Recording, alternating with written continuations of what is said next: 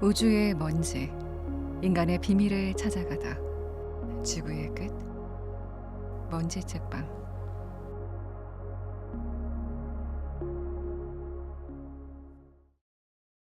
여러분 안녕하세요. 먼지 책방입니다. 오늘은 탈무드를 한번 읽어보려고 합니다. 역사상 가장 박해를 많이 받은 민족이지만 홀로코스트를 이겨내고 지금은 가장 부강하고 그리고 부유한 나라를 세운 민족. 유대인들은 어떻게 생각하고 어떻게 자식들을 가르치는 것일까? 그 삶의 지혜가 탈무드에 담겨 있습니다. 반성하는 자가 서 있는 땅은 위대한 랍비가 서 있는 땅보다 중요하다라는 말이 있습니다. 항상 자신을 돌아보고 그리고 반성하고 타인의 지식을 받아들일 때 새로운 시작을 할 수 있다라는 걸 탈무드는 가르치고 있습니다. 어릴 때 많이 읽었던 이야기라 익숙한 내용도 있는데요. 자기 전에 길을 걸을 때 또는 지하철에서 30분 정도 책을 읽어보는 게 어떠실까요? 먼지 책방은 좋은 책들을 여러분에게 주기적으로 소개를 해드리려고 합니다. 여러분의 좋아요와 그리고 구독, 댓글은 좋은 컨텐츠를 만드는데 참 힘이 됩니다. 유튜브를 한지 얼마 되지 않았기 때문에 구독자가 많지 않지만 지금 함께 해주시는 분들은 그 분들 한 분 한 분 잊지 않고 소중하게 생각하겠습니다. 오늘도 들어주셔서 감사합니다. 그러면 먼지 책방 시작하겠습니다. 못생긴 그릇. 어느 마을에 학식이 높고 총명하지만 얼굴이 못생긴 랍비가 살았다. 그러던 어느 날, 그 랍비는 궁정에서 열리는 연회에 초대를 받았다. 그곳에서 랍비는 공주와 만나게 되었다. 공주는 랍비의 얼굴을 보고 말했다. 그대는 놀라운 지혜를 가지고 있지만 그 지혜는 너무 못생긴 그릇에 담겨 있군요. 공주의 말을 들은 랍비는 공주가 들고 있는 포도주 잔을 보며 말했다. 못생겨서 죄송합니다. 그런데 공주님, 로마 왕궁에서는 포도주를 어디에 담아두는지요? 공주는 포도주 잔을 한번 흘끗 보고 말했다. 포도주야 당연히 나무통에 담아두지요. 공주의 말을 들은 랍비는 깜짝 놀라며 말했다. 아니, 로마의 황제와 공주께서 드시는 포도주를 어떻게 보잘것없는 나무통에 담아둡니까? 왕궁에는 훌륭한 금그릇과 은그릇도 많을 텐데 왜 거기에 담아두지 않는 것인지요? 랍비의 이야기를 들은 공주는 그 말이 옳다는 생각에 곧바로 시녀를 시켜서 나무통에 담긴 포도주를 금과 은으로 만든 그릇에 담도록 명했다. 하지만 금그릇과 은그릇에 담긴 포도주는 얼마 되지 않아 맛이 변해버렸다. 이에 로마 황제는 분노했다. 누가 술을 이런 그릇에 담는 짓을 했더냐? 황제의 분노에 모두 어쩔 줄 몰라 하는 가운데 공주가 말했다. 황제께서 드시는 포도주라서 좋은 그릇에 담는 것이 옳을 듯하여 제가 그리하였습니다. 보아라, 포도주 맛이 변하지 않았느냐? 너는 금그릇과 은그릇이 포도주의 맛을 변하게 한다는 것을 몰랐던 것이냐? 황제는 혀를 찼다. 황제에게 망신당한 공주는 당장 랍비를 불러들였다. 랍비 선생, 지혜로우며 많은 것을 알고 있는 분이 어찌 제게 그런 이야기를 했나요? 화를 내는 공주에게 랍비는 태연하게 대답했다. 저는 아무리 귀한 것일지라도 때로는 못생긴 그릇에 담아두는 것이 더 나을 수도 있다는 사실을 알려드리고 싶었습니다.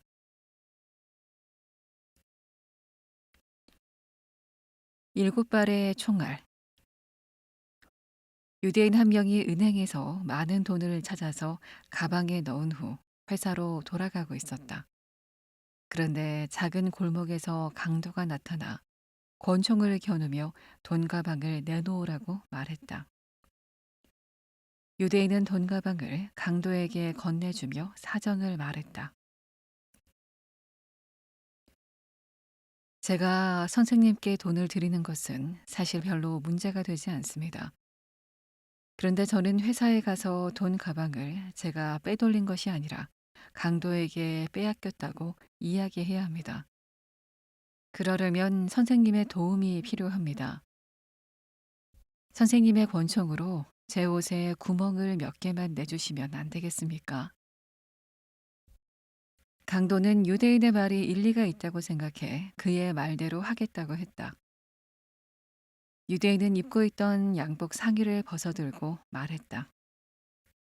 우선 오른쪽 겨드랑이에 한 발 부탁드립니다. 강도는 크게 인심 쓰듯이 양복 상의의 오른쪽 겨드랑이에 권총을 한 발 쏘았다. 왼쪽 옷깃에도 한 발 부탁드립니다. 강도는 왼쪽 옷깃에도 총을 한 발 쏘았다. 오른쪽 어깨에도 부탁드립니다. 강도는 오른쪽 어깨에도 총을 쏘았다. 왼쪽 어깨에도 부탁드립니다. 강도는 왼쪽 어깨에도 한 발 쏘았다. 유대인은 상의를 살펴보고 강도에게 말했다. 상의는 된 것 같으니 바짓단에도 한 발 부탁드립니다. 강도는 유대인의 부탁대로 바짓단에 권총을 한 발 쏘았다. 이쪽 바짓단에도 부탁드립니다. 강도는 한 발 더 권총을 쏘았다. 유대인은 중절모를 벗어들고 강도에게 말했다. 옷은 다 된 것 같으니 마지막으로 이제 이 모자에 한 발만 부탁드립니다. 강도는 모자를 향해 또다시 방아쇠를 당겼다.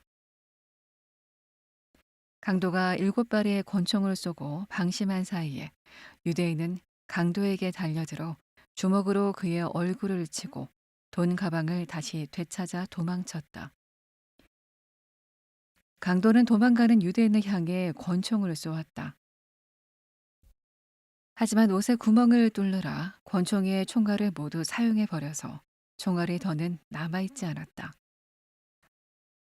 강도의 권총은 총알을 7발만 장전할 수 있는 총이었는데 유대인이 이 사실을 알고 총알을 다 쓰도록 유도한 것이었다. 이로써 유대인은 강도를 물리치고 돈이 든 자신의 가방을 찾을 수 있었다. 소경의 등불. 나그네가 어두운 밤길을 걷고 있었다. 나그네는 맞은편에서 등불을 들고 걷는 사람을 보았다. 좀 더 가까이 다가가 보니 그 사람은 소경이었다. 나그네는 이상한 생각이 들어서 소경에게 말했다. 이보시오, 당신은 앞을 볼 수 없을 터인데 등불은 왜 들고 다니는 거요? 그 말에 소경이 대답했다. 내가 등불을 들고 다니면 앞이 보이는 사람에게 소경이 걷고 있다는 것을 알려줄 수 있기 때문입니다. 라피의 재산. 어느 호화 유람선에서 있었던 일이다. 호화 유람선에 타고 있는 사람들은 모두 엄청난 부자들이었는데 그들 가운데 라피가 한 사람 있었다. 부자들은 서로 자신의 재산을 자랑했다. 그들은 비싼 보석과 금 장식과 보물들을 보여주며 자신이 가진 부를 뽐내고 있었다. 그들 가운데 한 부자가 라피를 보고 말했다. 라피 선생님, 아무것도 가진 게 없는 것 같군요. 그러자 라피가 그 부자에게 답했다. 아닙니다. 여기서 아마 내가 제일 부자일 겁니다. 아마 내가 가진 재산을 여러분에게 보여드릴 수 없으니 유감이군요. 부자들은 크게 웃으며 라삐를 비웃었다. 그런데 잠시 후에 해적들이 호화 유람선을 습격했다. 해적들은 부자들이 가진 금은 보석과 온갖 귀한 것들을 몽땅 털어갔다. 부자들은 순식간에 거지가 되어버렸다. 하지만 라삐는 가진 것이 별로 없다 보니 빼앗긴 것도 거의 없었다. 해적이 떠난 뒤에 겨우 항구에 들어설 수 있었다. 라삐는 그 마을에서 제자들을 가르치다가 학교를 세웠고 학교는 학식이 높은 라삐 덕분에 나날이 번창했다. 그러던 어느 날 라삐는 같이 배에 탔던 부자와 우연히 마주쳤다. 그런데 보석이 아주 많고 부유한 옷차림을 하고 있던 그 부자는 빈털터리가 되어 있었다. 한때 부자였던 남자가 라삐에게 말했다. 확실히 당신이 옳았습니다. 교육을 받은 사람은 모든 것을 가진 것과 마찬가지입니다. 물질적인 재산은 크게 불어났다가 순식간에 사라져 버리기도 한다. 하지만 지식은 누구도 빼앗을 수 없으며 사라지지도 않는다. 그러므로 무엇보다 교육이 가장 귀하다.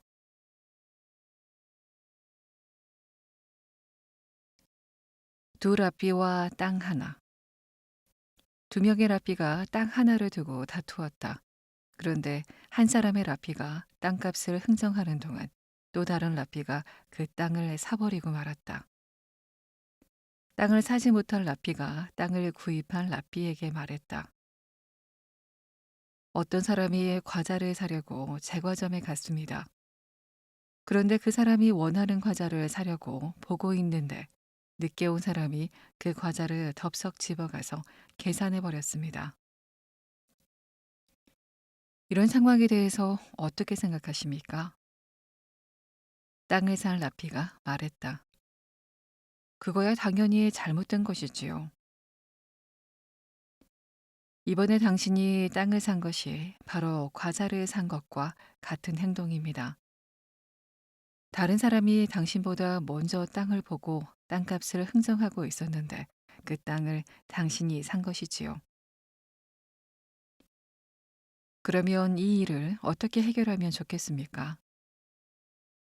땅을 구입한 라삐가 말했다. 두 라삐는 그 땅을 어떻게 해야 할지 의논했다. 땅을 사지 못한 라삐는 땅을 자신에게 파는 것으로 해결하면 어떻겠냐고 물었다. 하지만 땅을 구입한 라삐는 땅을 사자마자 파는 일은 운을 떨어뜨리는 일이기 때문에 그러고 싶지 않다고 말했다.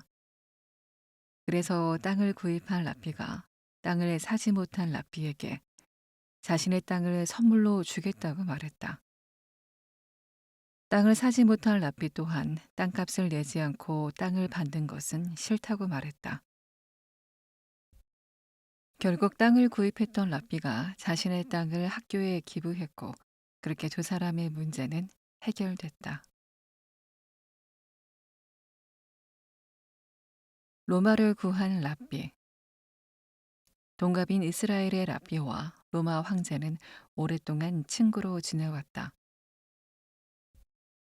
둘은 학식에 대한 의견을 나누며 서로를 믿었고 어려울 때는 조언을 구하기도 했다.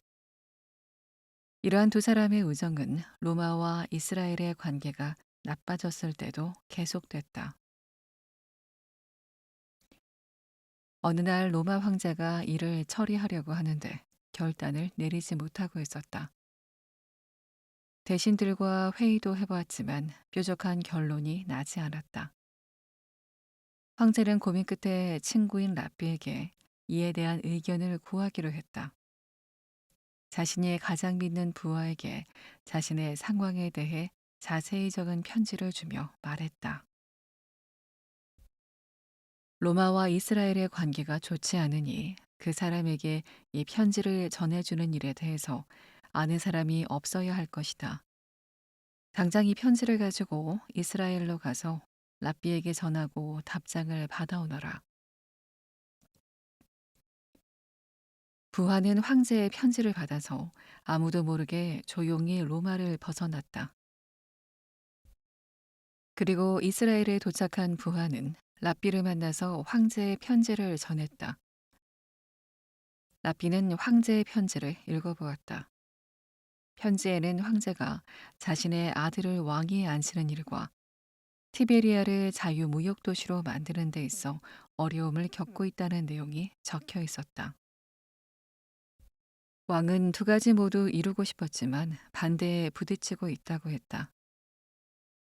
랍비는 곰곰이 생각하다가 아들을 불러서 비둘기를 잡아오라고 말하고는 황제의 부하가 지켜보는 가운데 아들이 잡아온 비둘기를 받아들고 말없이 그의 아들을 목말 태웠다. 잠시 후 랍비는 목말을 탄 아들에게 비둘기를 건네주었다. 아들은 비둘기를 하늘로 날려보냈다. 부하는 랍비에게 인사를 하고 로마 황제에게로 돌아왔다. 어서 오너라. 답장은 받아왔겠지. 아닙니다, 폐하. 랍비께서는 답장을 주지는 않으셨습니다. 부하는 랍비가 보여준 행동을 황제에게 그대로 전했다. 황제는 랍비의 행동이 어떤 뜻인지 곧바로 알 수 있었다. 황제는 생각했다. 먼저 내 아들을 왕위에 앉힌 후에 티베리아를 자유무역도시로 풀어주라는 뜻이로군. 황제는 랍비의 말대로 아들을 황제의 자리에 앉히려고 했다. 하지만 또다시 그에 반대하는 대신들 때문에 마음대로 그 뜻을 펼칠 수 없었다. 황제는 또다시 랍비의 의견을 듣기 위해 부하를 통해 편지를 보냈다. 편지에는 아들을 황위에 올리려는데 반대하는 대신들 때문에 뜻을 이루지 못하고 있으며 이들이 자신까지 해치려는 음모를 꾸미고 있는데 그 수가 적지 않으니 이를 어찌해야 할지 모르겠다고 적혀 있었다. 라피는 편지 내용을 살펴본 후 채소밭으로 나가 잡초를 하나 뽑아서 채소밭 바깥으로 던졌다. 그리고 돌아와서 있던 자리에 다시 앉았다. 또 몇 분 있다가 다시 채소밭으로 가더니 잡초를 하나 뽑아 밖으로 던졌다. 라삐는 이런 행동을 몇 분 간격으로 되풀이했다. 부하는 황제에게 돌아가서 이러한 라삐의 행동을 그대로 전했다. 황제는 잠시 생각하고는 라삐의 행동이 어떤 뜻인지 단번에 알아챘다. 왕은 생각했다. 이번에도 좋은 조언을 보냈구나. 반대하는 대신들을 한꺼번에 처리하지 말고 하나씩 하나씩 시간을 두고 나누어서 처리하라는 것이로구나. 랍비의 의견대로 황제는 반대하는 대신들을 한 사람씩 정리하고 난 후에 아들에게 황제의 자리를 물려주었다.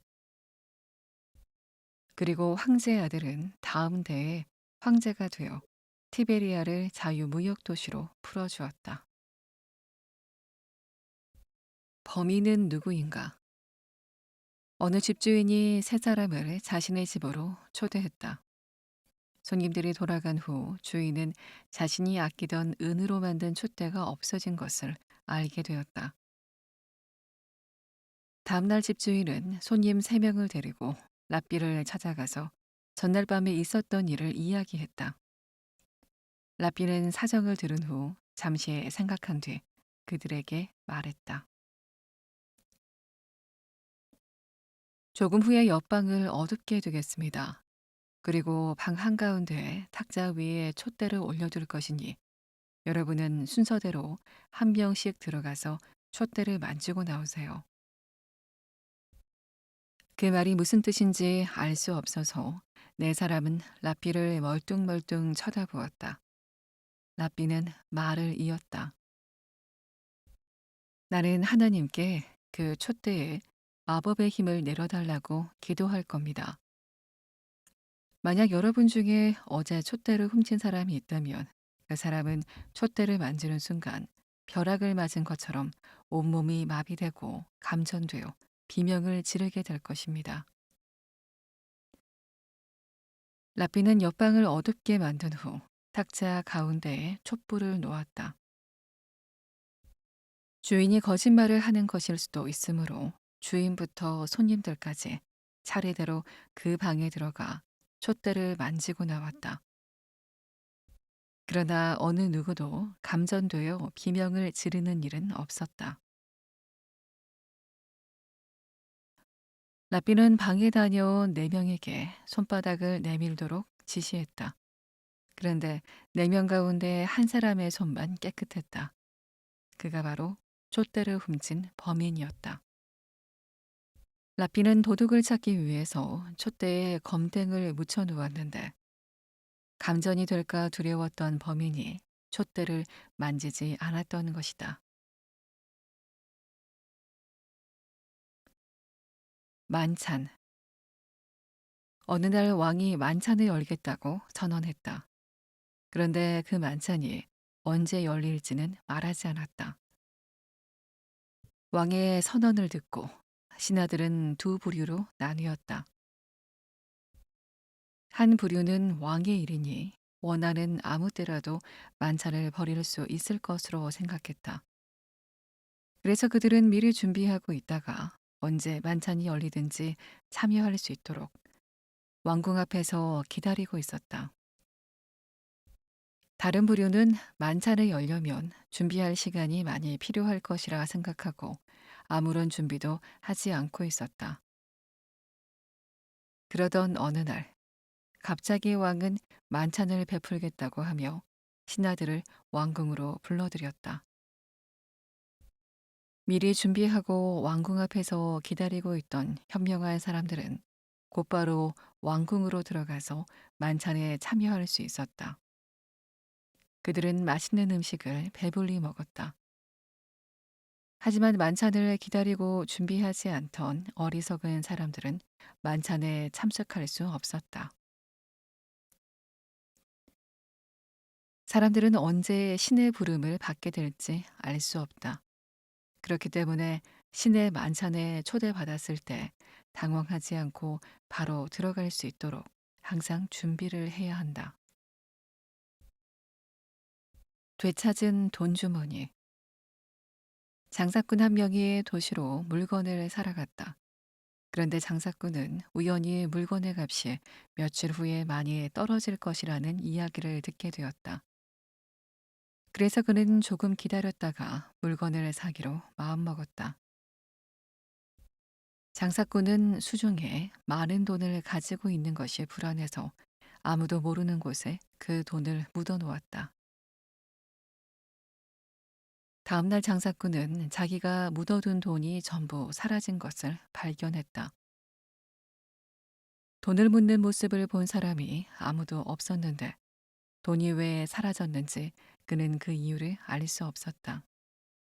장사꾼은 주변을 둘러보다가 돈을 묻어두었던 장소에서 조금 떨어진 곳에 위치한 집 벽에 구멍이 뚫려 있는 것을 발견했다. 그 집에 사는 사람이 구멍으로 자신이 돈을 땅에 묻는 모습을 보고 있다가 꺼내갔다는 것을 알아차렸다. 장사꾼은 어떻게 하는 것이 좋을까 고민하다가 그 집으로 찾아갔다. 그 집의 주인은 노인이었다. 장사꾼이 노인에게 말했다. 어르신이 지혜가 많다는 이야기를 듣고 찾아왔습니다. 제게 조언을 부탁드립니다. 노인은 뻔뻔한 표정으로 물었다. 무슨 일이시오? 장사꾼이 대답했다. 저는 물건을 사기 위해서 이 도시에 왔습니다. 돈 주머니를 두 개 가지고 왔는데 하나는 은화가 500개 들어있는 주머니고 또 하나는 은화가 800개 들어있는 주머니입니다. 그 중에서 은화가 500개 된 주머니는 아무도 모를 만한 곳에 묻어두었습니다. 그런데 나머지 주머니 하나를 들고 다니려니 불안한 마음이 들지 뭡니까? 그래서 어떻게 할까 조언을 듣고자 이렇게 어르신을 찾아왔습니다. 은화 800개를 넣어둔 주머니와 땅에 함께 묻어두는 것이 좋을까요? 아니면 믿을 만한 사람에게 맡기는 것이 좋을까요? 노인이 대답했다. 나라면 아무도 믿지 않을 거요. 그러니 은화 800개를 넣은 주머니를 묻어둔 곳에 함께 묻어두는 것이 더 나을 것 같습니다.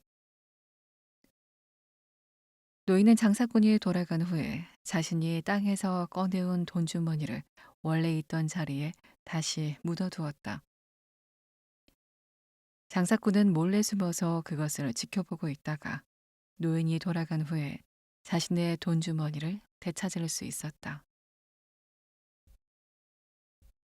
진짜 어머니. 지혜가 많은 솔로몬 왕에게 많은 사람들이 도움을 받고자 찾아왔다. 어느 날 두 여자가 솔로몬 왕을 찾아왔다. 두 여자는 한 아이를 두고 서로 자기가 엄마라고 주장하며 솔로몬 왕에게 아이의 진짜 엄마를 가려달라고 말했다. 누가 아이의 진짜 엄마인지 알아내기 어려웠던 솔로몬 왕은 두 여인에게 다음과 같이 말했다.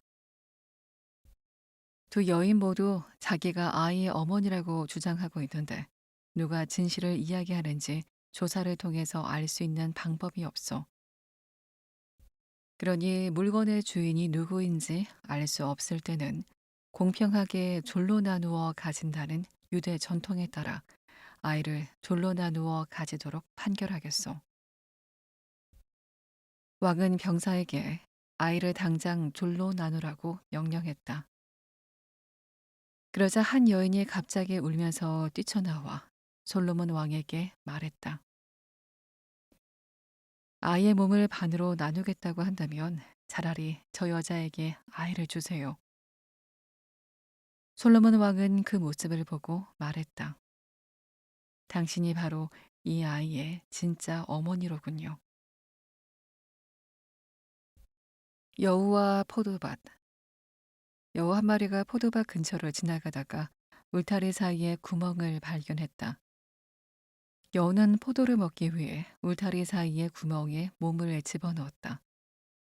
하지만 구멍의 크기가 너무 작아서 쉽게 포도밭에 들어갈 수 없었다.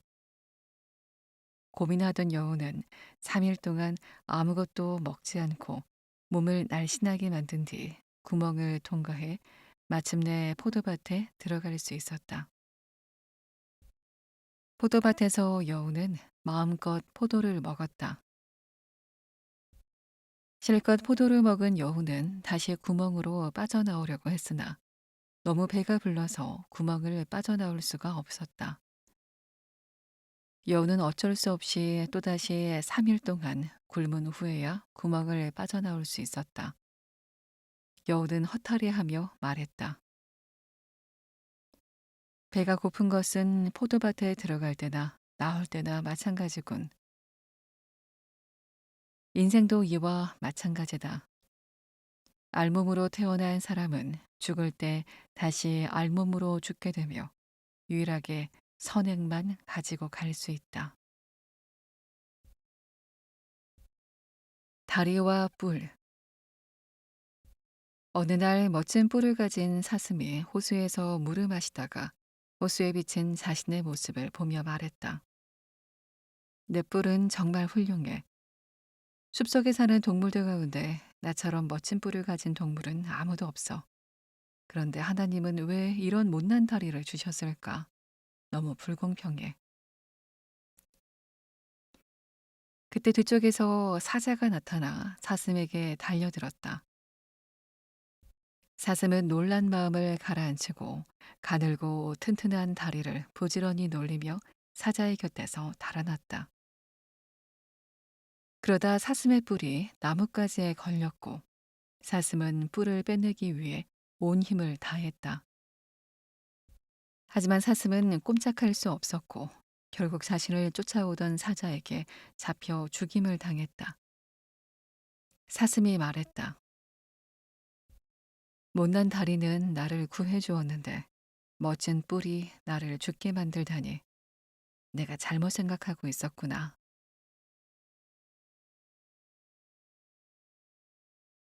모든 것을 잃다. 라피가 당나귀와 개와 등을 가지고 여행을 떠났다.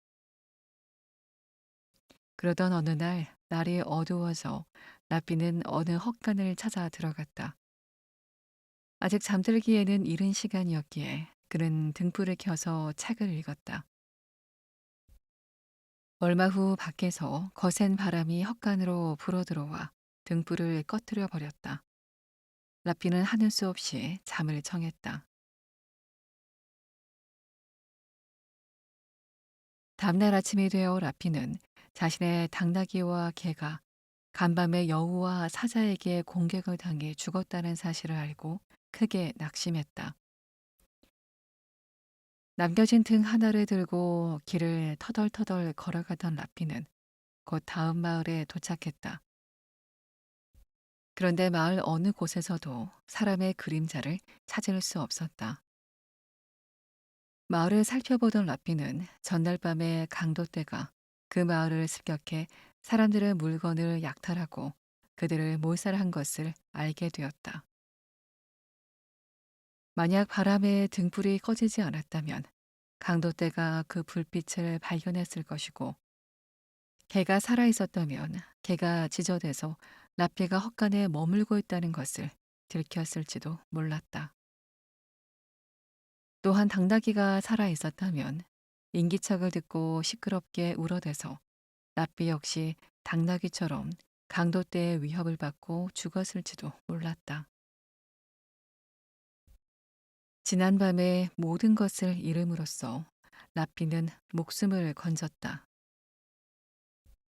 이렇듯 모든 것을 잃은 최악의 상황에서도 사람은 희망을 잃어서는 안 된다.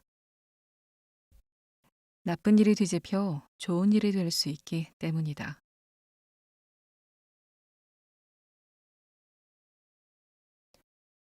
일어날 일은 반드시 일어난다.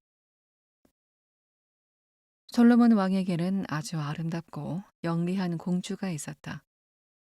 어느 날 솔로몬 왕은 꿈을 꿨는데 꿈속에서 자신의 딸이 전혀 어울리지 않는 남자와 사랑에 빠지는 모습을 보았다.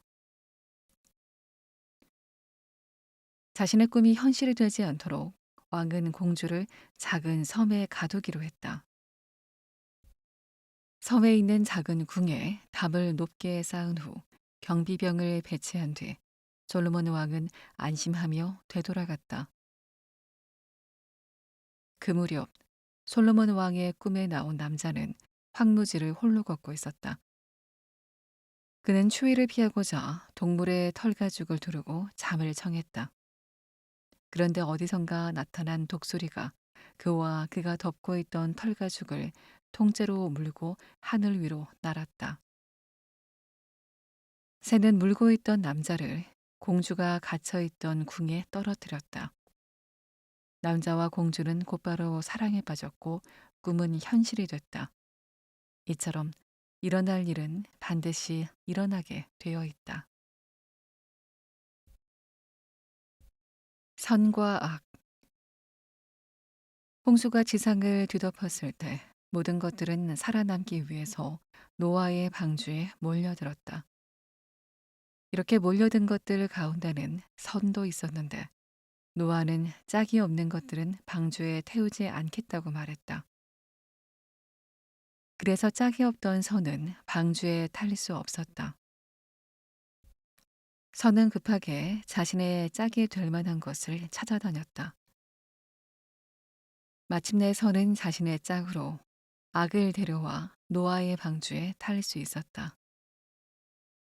그 이후 선이 있는 곳에는 항상 악이 따라다니게 됐다.